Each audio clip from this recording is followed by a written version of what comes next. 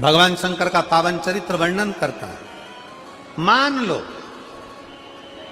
कोई व्यापार, कोई दुकान, कोई फैक्ट्री आपकी ठीक नहीं चल रही है, आप ठेला लगा रहे हो, सब्जी की दुकान लगा रहे हो, कोई दुकान खोल कर बैठे हो, कोई फैक्ट्री लगा कर बैठे हो, कोई व्यापार कर रहे हो और उस व्यापार में तुम्हें आनंद नहीं आ रहा, बहुत तकलीफ चल रही है, बहुत तकलीफ, सब कुछ करके देख लिया पर वो तकलीफ मिटी नहीं रही है। तो थोड़े दिन, थोड़े समय किसी भी शंकर के मंदिर में बटकेश्वर महादेव के नाम से एक बेलपत्र चढ़ाने का तरीका जरा समझ लेंगे। आप अगर जिस दिशा में खड़े हो, अगर आप शंकर के शिवलिंग के इधर हो तो बेलपत्री का डंडी का मुख आपकी ओर होना चाहिए। आप इधर हो तो डंडी का मुख उधर हो, आप उधर हो तो डंडी का मुख उधर हो, आप इधर हैं तो डंडी का मुख इधर हो। बटकेश्वर महादेव के नाम से शंकर जी के मंदिर में एक बेलपत्री पर डंडी का मुख अपनी ओर होना चाहिए। जो डंडी है इसका मुख अपनी ओर। बटकेश्वर महादेव के नाम से एक बेलपत्र शंकर भगवान को समर्पित करो बटकेश्वर महादेव के नाम से। और बेलपत्र चढ़ाने के बाद में जो तुम्हारे कलश में जो जल है, लोटे में जो जल है, वो 7 बार, लोटे का जल 7 बार, 7 बार से मतलब है अलग से लोटा भरना नहीं है, 7 बार उसी लोटे का जल जब बेलपत्र डंडी समय समर्पित कर दें, 7 बार उस लोटे के जल को 7 बार बटकेश्वर महादेव का नाम लेकर अपनी मन की कामना कर कर बाबा से विनती करते हुए कि बाबा मेरी ये छोटी सी अर्ज स्वीकार करते, 7 बार उस जल को चढ़ाओ। लगातार कम से कम आप 15 से 20 दिन तक लगातार बटकेश्वर महादेव के नाम से चढ़ाओगे। ऐसी कोई दुकान और फैक्ट्री नहीं तो चले नहीं और आगे बढ़े नहीं और काम सुलझे। बटकेश्वर महादेव, भगवान शंकर का ये नाम, भगवान शिव का ये स्तुति, भगवान शंकर का ये नाम बटकेश्वर महादेव। स्वयं भगवान शंकर ब्रह्मा जी का जब सिर कटकर बड़का पेड़ बन जाता है और उस पेड़ के नीचे, वृक्ष के नीचे शंकर भगवान विराजमान हो जाते हैं, शिव जी उसके नीचे विराजमान हो जाते हैं, उसी का नाम बटकेश्वर महादेव पड़ा। शंकर भगवान की शिवरात्रि साधना की रात्रि होती है। शंकर भगवान की शिवरात्रि एक आराधना की रात्रि होती है। हमने पहले भी कथाओं में कहा, हर महीने शिवरात्रि आती है, प्रत्येक महीने शिवरात्रि पड़ती है और प्रत्येक महीने की शिवरात्रि पर अगर आपसे बन सके, आप दुनिया में अगर आपके पास में लोग कहें कि ये बहुत गरीब व्यक्ति है, बहुत साधारण व्यक्ति है, इसके पास धन नहीं है, वैभव नहीं है, सत्ता नहीं है, इसके पास खुद का मकान नहीं है, इसके पास खुद की प्रॉपर्टी नहीं है, इसके पास खुद की दुकान नहीं है, दूसरे के यहाँ काम करता है, इसके पास कुछ भी नहीं है, हम उनसे कहेंगे 12 महीने शिवरात्रि आती है, 5 जगह पर चढ़ाई हुई बेलपत्र, आप 1 वर्ष 12 शिवरात्रि का एक नियम ले लो, 5 जगह पर बेलपत्र समर्पित करना सीख जाओ। एक बेलपत्र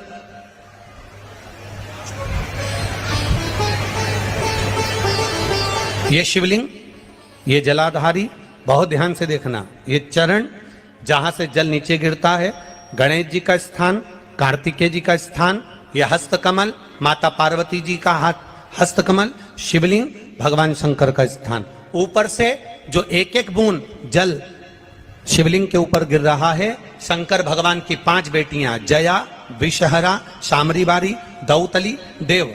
बीच में जो एक मोटी सी लाइन है वो शंकर भगवान की छोटी लड़की, क्या नाम है? अशोक सुंदरी। ये पूरे शिवलिंग का वर्णन। 5 जगह पर बेलपत्र, 5 स्थान पर बेलपत्र, 12 महीने की शिवरात्रि। आप दूसरे के यहाँ काम कर रहे हो, नहीं है नौकरी, नहीं है काम, दूसरे के मकान में रह रहे हो, खुद का मकान भी नहीं, खुद का प्लाट भी नहीं, खुद की प्रॉपर्टी भी नहीं, बहुत संघर्ष की जिंदगी जी रहे हो, ठेला धका रहे, लॉरी चला रहे, गाड़ी चला रहे, ऑटो चला रहे, अपने लिए करने का प्रयास करना। घर में जितने सदस्य हैं, 12 महीने शिवरात्रि आती है, एक बेलपत्र अशोक सुंदरी वाली जगह पर, डंडी का मुंह नीचे की ओर, दूसरी बेलपत्र माता पार्वती जी के हस्त कमल पर। ये 2 पत्ती जो होती है, इस पत्ती के 2 भाग शिवलिंग के बीच में हो।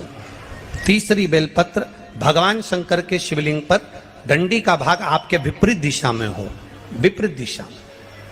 चौथी बेलपत्र भगवान शंकर का जहां से जल बहकर जाता है, जमीन पर जो जल बहता है, जमीन पे से जो जल बहकर जाता है, चौथी बेलपत्र उस जमीन के जल पर जहां से वो पानी बहकर जा रहा है, पूरे शिवलिंग को छोड़कर जहां से पानी जमीन पर बहकर जा रहा है उस स्थान पर। और पांचवी बेलपत्र नंदी का जो पांव ऊपर उठा हुआ है उस पांव के पास में पांचवी बेलपत्र समर्पित करना। एक शिवरात्रि से लेकर 12 शिवरात्रि जो एक वर्ष तक कर लेता है, एक वर्ष अपनी कड़ी मेहनत के साथ में मेहनत पूरी करना। और ये 5 बेलपत्र हर महीने जो शिवरात्रि आती है उस पे समर्पित करना प्रारंभ कर दीजिए और मेहनत करना प्रारंभ कर दीजिए। आपको आपके कर्म का फल मिलेगा। साल भर के अंदर आप अच्छे बनकर बैठ सकते हैं। का नियम लेती हूं कि शिवरात्रि के दिन में दिया लगाने 3 जगह पर जाऊंगी। पहला, बोलते जाओ जम के, बेलपत्री के नीचे। दूसरा, शंकर भगवान के मंदिर में या शिव मंदिर की चौखट पर। तीसरा, आंवले के वृक्ष के नीचे। ये 3 जगह पर आप प्रणाम कर कर, झोली पसार कर बाबा देवाधिदेव महादेव, माता लक्ष्मी और पार्वती के नाम से दिया लगाना प्रारंभ कर दीजिए। 3 महीने की शिवरात्रि पूरी हो, ये निश्चित है अगला पत्र आपका इस जगह पर मिलेगा। कितने शिव भक्त बैठे हैं जिनके घर में छोटा काय का भी शिवलिंग हो, पाषाण का, लकड़ी का, चीनी का, पत्थर का, कांच का, काय का भी शिवलिंग हो घर में। शिवलिंग किस किस के हाथ उठाओ जरा, सबके है, रखो। साधुता है, साधुता रखो, होना चाहिए। कोई तुमको कितना भी भड़का कर कह दे कि शंकर जी का शिवलिंग घर में नहीं होना चाहिए, शंकर जी का शिवलिंग घर में मत रखो, शंकर जी का शिवलिंग ऐसा मत करो, आप दिल से अगर मान लो तुम्हें कहीं जाना पड़ गया, तुम्हें कहीं जाना है, मान लो तुम रजो धर्म से हो गए, भगवान की पूजन नहीं कर सकते, तुम्हारे घर में कोई नहीं है पूजन करने वाला, या तुम्हें कहीं जाना है 1 महीने के लिए, 15 दिन के लिए, 20 दिन के लिए, 7 दिन के लिए, 6 महीने के लिए, 1 साल के लिए, 2 साल के लिए भी कहीं जाना है, तो तुम्हारे घर में जो शंकर भगवान का शिवलिंग है उस शिवलिंग पर 1 चावल का दाना, 1 बेलपत्री चढ़ाकर तुम्हारी मर्जी पड़े 1 साल, 6 साल, 2 साल, 4 साल, 6 महीना, 8 महीना के लिए कहीं पर भी जाओ, शंकर कभी बद्दुआ नहीं देते, शंकर कभी श्राप नहीं देते, शिव कभी श्राप नहीं देंगे, कभी भी नहीं।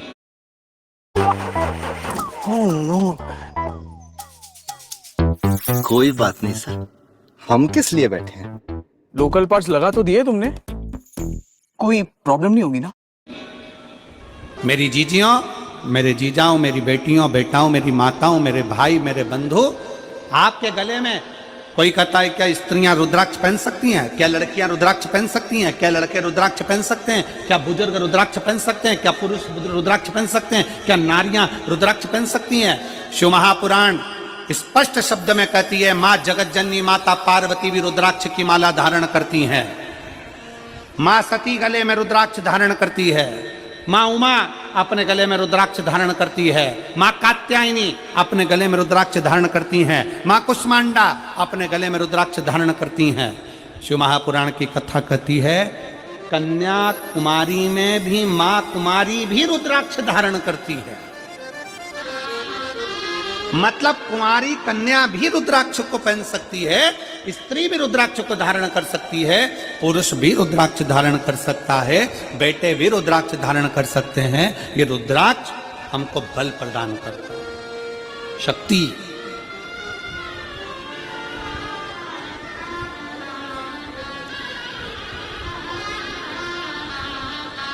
पहले के समय में थोड़ा ध्यान देंगे कथा की ओर। पहले के समय में देवता से शस्त्र मांगते थे,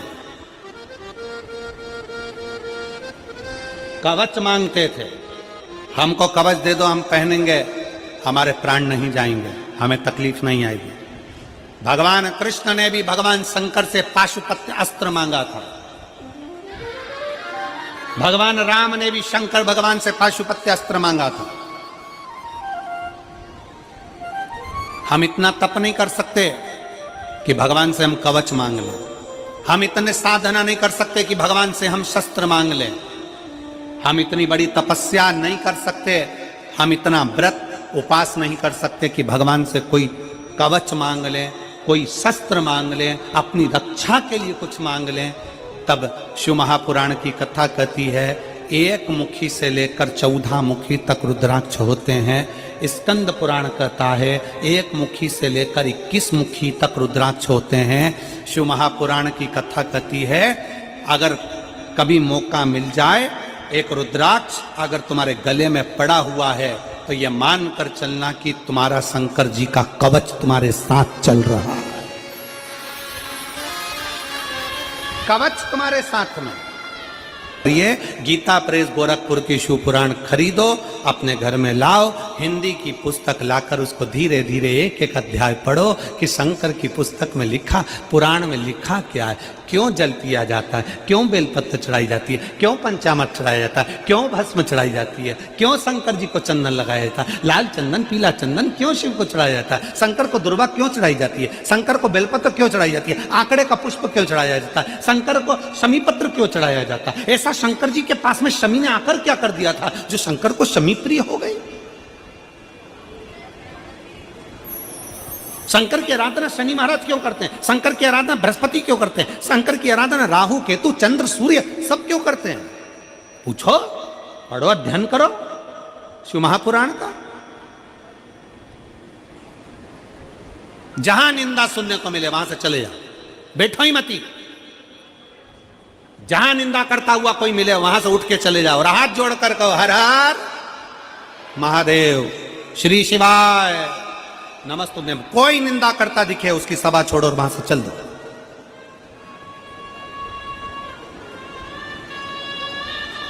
चले जाओ।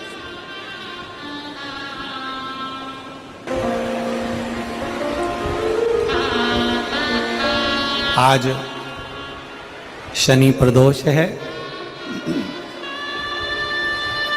संपूर्ण छत्तीसगढ़ वासियों को और पूरे देशवासियों को 2024 का यह आखिरी प्रदोष पड़ रहा है। शनि प्रदोष 2024 का ये विराम की ओर जाते हुए 2024 का 2025 में फिर प्रदोष का आनंद होगा। पर बड़े भाग्यशाली हैं आप सब जो आज शनि प्रदोष के दिन शिव महापुराण की कथा सुन रहे हो। और कल महीने की शिवरात्रि है, 2024 की भी आखिरी शिवरात्रि, मासिक शिवरात्रि कल रहेगी। मासिक शिवरात्रि तो है, साथ में कल कथा का कौन सा दिन है, जम के बोलो जरा, छठा। तो कथा की भी शिवरात्रि। कल कथा का समय तो यही 2 बजे से 5 बजे तक रहेगा। कल शिवरात्रि की कथा सुन के लोग रात्रि विश्राम कर कर परसों की कथा 30 तारीख की कथा सुबह 8 बजे से 11 बजे तक सुनेंगे और शिव भक्त भगवान से झोली पसार कर मांग कर अपने अपने घर को जावेंगे। और बहुत बहुत साधुवाद है। प्रदोष की कथा, फिर प्रदोष की कथा, फिर शिवरात्रि की कथा, मासिक शिवरात्रि की कथा, फिर दूसरे दिन 30 तारीख को क्या पड़ रहा है, सोमवार।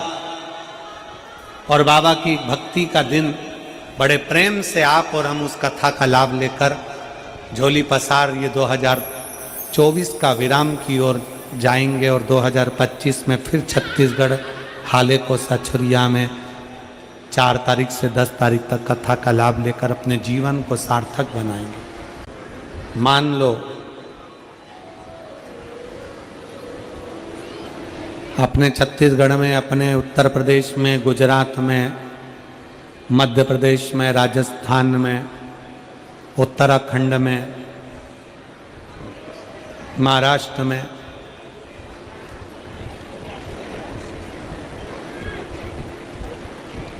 इन सभी क्षेत्रों में शंकर भगवान को जल चढ़ाना या शंकर जी के शिवलिंग का स्पर्श करना, पूजन करना मना नहीं। और दक्षिण का जो क्षेत्र है, दक्षिण साइड में शंकर के मंदिर में, वहाँ के शिव भक्त अंदर नहीं जा सकते, अंदर प्रवेश नहीं कर सकते। तो कई शिव भक्तों के मन में भाव जागृत होता है, गुरु जी हम अंदर जाकर जल नहीं चढ़ा सकते, हम बाबा की भक्ति, बाबा का स्पर्श नहीं कर सकते। शिव महापुराण की कथा कहती है सबका अपना अपना मंदिरों का भाव है। अगर आप शंकर जी के शिवलिंग का स्पर्श नहीं कर सकते तो शिव महापुराण की कथा कहती है शंकर भगवान की देहली, चौखट, मात्र दरवाजे की चौखट का भी अगर स्पर्श कर लेते हैं तो शंकर के शिवलिंग के स्पर्श का ही फल प्राप्त होगा।